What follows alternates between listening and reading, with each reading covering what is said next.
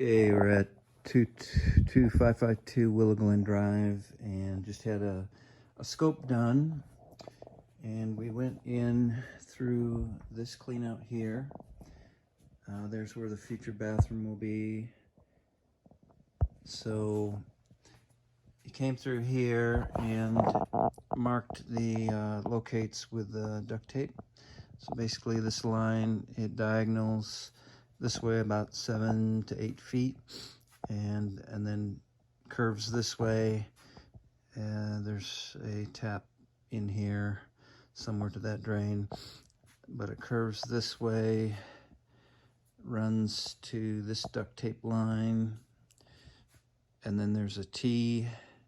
This is about 18 feet, then it tees this way, and so it runs up this way just to the left of the toilet stub out, and he said it probably tees off diagonal this way into here.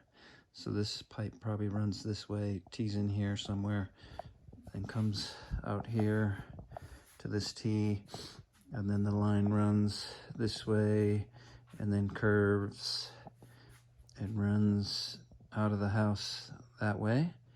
And he said this stub out for the tub shower probably tees in here, so it probably runs this way because that's where he saw the tie-in here, but this would be capped anyway, not used. So this is about, I think, 24 feet. So the sink here possibly would make sense. This will be the utility room wall here, and then the sink will be against the wall. So the drain could come out behind the wall and possibly, I don't know, maybe run this way and tee in somewhere here. And then for the washer box, that would be here. I think it'd make sense just, yeah, run around the wall and then down to this drain here.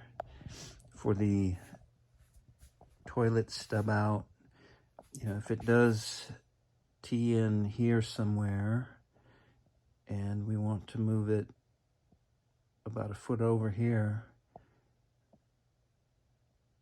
not sure how we do that, but anyway, so this line might need to run more this way and then this way, perhaps.